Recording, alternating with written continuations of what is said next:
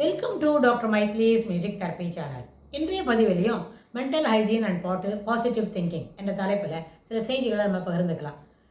Positive thinking takes you to mental hygiene அப்படின்ற ஒரு கான்செப்டில் பேசணும்னா, மன தூய்மை, உள்ளம் தூய்மை பெறுவது எப்படி என்பதுன்னா, அந்த தூய்மையான எண்ண ஓட்டங்கள் இருக்கணும். அப்படின்னா நேர்மறையான கருத்துக்களுக்கு அங்கு நிறைய இடம் இருக்கணும். உள்ள தூய்மை பெறுவது என்பது ஒரு உழைத்து பாடுபட்டு சேர்த்து வைத்து கொள்ள வேண்டிய ஒரு விஷயம். அது என்ன இல்லை, அக்ராசி கவுண்டரில் கிடைக்கிற ஒரு கமாடிட்டி இல்லை. உள்ள தூய்மை என்பது ஒரு விஷயத்துக்கும் தனித்தனியாக அதை பற்றி ப்ராக்டிஸ் பண்ணலாம்.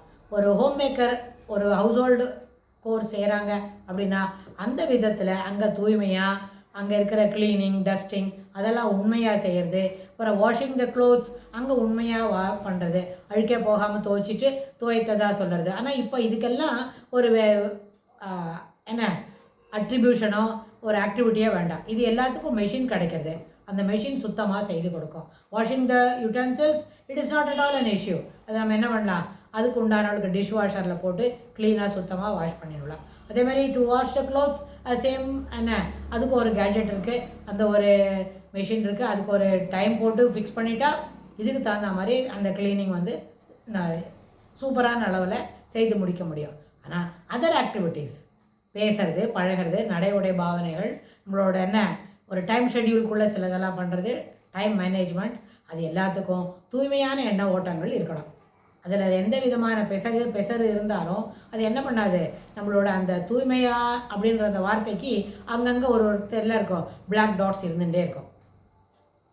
உள்ள தூய்மை பெறுவது என்பது பழகுதலை பொறுத்தது, பேசக்கூடிய வார்த்தைகளை பொறுத்தது. அப்புறம் எந்த அளவுக்கு நம்ம we are evading the truth, உண்மைக்கு புறம்பானவனாக நம்ம நடந்துக்கிறோம் அப்படின்னு. ஏன்னா ஒரு ரோல் டிஃபைனிங்னு நம்ம ஒரு வார்த்தை சொல்லுவோம். அப்படின்னா ரோல் டிஃபைனிங் என்ன, அப்பாவாக இருக்கிறது எப்படி, அதுக்கு ஒரு ரோல் தான். அந்த ரோலை தவறு இல்லாமல் பிழை இல்லாமல் செய்யும்பொழுது அது அந்த ரோல் மிளிரும். அது நம்ம ஒரு ரோல் மாடலாக நம்ம பிள்ளைங்களுக்கு நம்ம இருக்க முடியும். நம்ம எப்படியெல்லாம் இருக்கணும்னு நினைக்கிறோமோ, இப்படியெல்லாம் வாழ்ந்திருக்கணும், இந்த அளவுக்கு சிறப்பு நம்மளுக்கு இருந்திருக்கணும், சின்ன வயசில் இத்தனை பாசிட்டிவ் திங்ஸ் இருந்தது, நம்ம பிள்ளைங்களுக்கு இதை காட்டிலும் அதிகமான ஒரு என்ன என்ரிச்டு என்விரான்மெண்ட் கொடுக்கணும் அப்படின்னு நம்ம எல்லா தகப்பனாரும் நினைக்கிறது ரொம்ப சரியானது தான். That is what is happening everywhere. அப்போது அந்த அடிப்படையில் அந்த என்ரிச்டு என்விரான்மெண்ட் கொடுக்கும்பொழுது you should be a model to your offspring. நீங்கள் என்னெல்லாம் செய்யணும்னு நினைக்கிறேங்க, எப்படியெல்லாம் இருக்கணும்னு நினைக்கிறேங்க, அதுபோல் நம்ம பிள்ளைங்களுக்கு நம்ம இருந்து காட்டணும். இருக்கணும்னு சொல்லி ஒரு ஸ்டேட்மெண்ட் சொல்கிறத காட்டணும், இருக்கிறத ஒரு லைவ் எக்ஸாம்பிளாக கொடுத்தமான பிள்ளைங்க அதுலேருந்து சரியான அளவில் தெரிஞ்சுப்பாங்க. அது அவங்களுக்கு ஒரு ஊக்கத்தை ஏற்படுத்துவதாக அமையும்.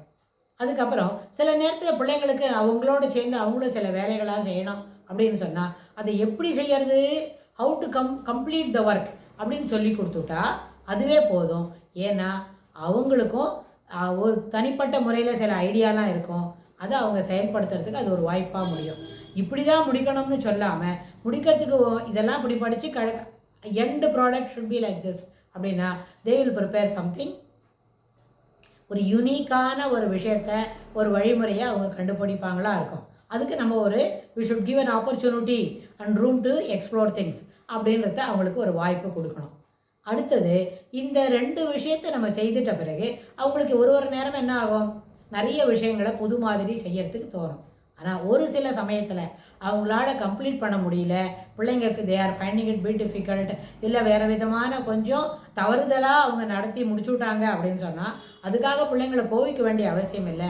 அதில் இருக்கிற இன்னோவேட்டிவ்னஸ், அதில் இருக்கிற யுனிக்னஸ், அதை ப்ரைஸ் பண்ணி புகழ்ந்து பரவாயில்ல, ரொம்ப நல்லா பண்ணியிருக்கிறேங்க, இதில் ஒன்றும் மிஸ்டேக் இல்லை, ஐ shall complete this work, you should see this, நான் பார்க்குறேன், நான் காட்டித்தரேன் பார், எப்படியெல்லாம் முடித்தா ஈஸியாக வரும் அப்படின்னு நம்ம அதுகளுக்கு சொல்லிக் கொடுக்க முடியும். பிள்ளைங்களுக்கு சொல்லிக் கொடுத்தா ஃப்ரம் தட் தே வில் என்ன அப்சர்வ் அண்ட் லேர்ன் அப்படின்னு சொல்கிறோம் இல்லையா, அந்த அப்சர்விங் அண்ட் லேர்னிங் அந்த விஷயத்தில் கிடச்சிடும். அப்புறம் சில நேரத்தில் அவங்க தவறாக சில வேலைகளை செய்கிறாங்க அப்படின்னா அந்த நேரத்தில் வேலையை சரியாக செய்யறதுக்கு தான் நம்ம சொல்லிக் கொடுக்கணுமே தவிர அந்த நேரத்தில் என்ன பண்ணலாம், we can give harsh instructions to complete the work. ஆனால் it should be clear அந்த வேலையை சரியாக முடிக்கலன்னு தான் அவங்கள நம்ம வார்த்தைகள் சொல்லி புரிய வைக்கிறோமே தவிர பசங்களை பிடிக்காம இல்லை. பசங்களை ரொம்ப நல்லா பிடிக்கும் தான், ஆனால் வேலைகளை அவங்க சரியாக செய்யலை. That has to be corrected properly அப்படின்னு சொல்லணும். ஏன்னா இந்த மாதிரி வேலையை முடிக்கிறதுக்கு நம்ம சொல்லி கொடுக்கும்போது நம்ம நிறைய பேரண்ட்ஸ் என்ன வச்சுக்கிறாங்க, பசங்களை நடுவில் திட்டுறாங்க, ஹார்ஷ் வேர்ட்ஸ் சொல்கிறாங்க. They are yelling the child, yelling the offspring. அப்படின்னா அந்த எல்ன்ற வார்த்தை எடுத்துக்கொள்ள முடியாது. அதை என்ன பண்ணணும், எஸ்யூ பண்ணணும்.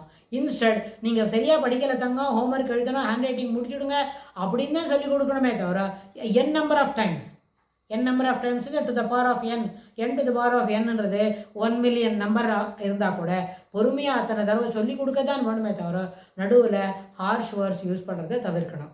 ஸோ இது எல்லாம் எங்கேருந்து வந்தது, அந்த பாசிட்டிவ் திங்கிங்லேருந்து பாசிட்டிவ் பேரண்டிங் போச்சு.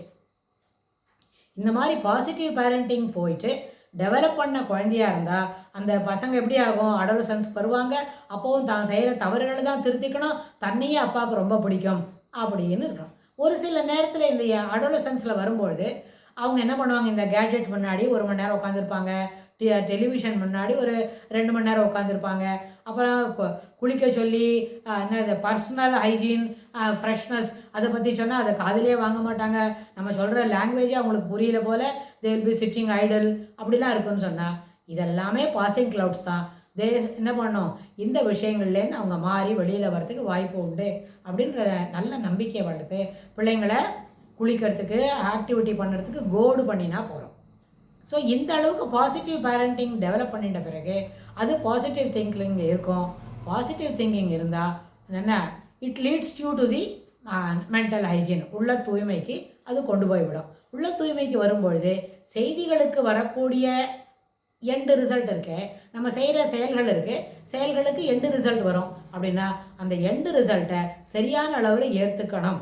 அது does it positive or it is not so, even இந்த அதர் சைட் அப்படின்னா 2 சைடில் இருந்தாலும் வரக்கூடிய முடிவுகளை என்ன தெளிவாக இருந்தாலும் தெளிவு குறைவாக இருந்தாலும் அதை ஏற்றுக்கொள்ள வேண்டும் அப்படின்றத பிள்ளைங்களுக்கு நல்லபடியாக புரிய வைக்கணும். அப்படி இருந்தால் ரியாலிட்டியை ஃபேஸ் பண்ணுறதுக்கு ஒரு சரியான தைரியம் வரும். சரியான தைரியம் வந்தாலே நம்ம எல்லா விதத்தையும் எல்லா இடத்துலையும் நேராக சொல்கிறதுக்கு வாய்ப்புண்டு.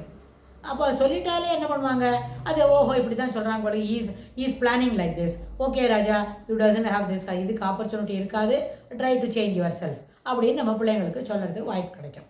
So positive parenting leads to positive thinking. In turn it takes you to the mental hygiene, அந்த அரேனாக கூட்டிகிட்டு போகும். அங்கே மென்டல் ஹைஜீனில் எப்படியெல்லாம் அதை நம்ம வெளிக்கொணர முடியும் அப்படின்றத வரப்போகிற பகுதிகளில் பார்க்கலாம். தேங்க்ஸ் ஃபார் வாட்சிங்.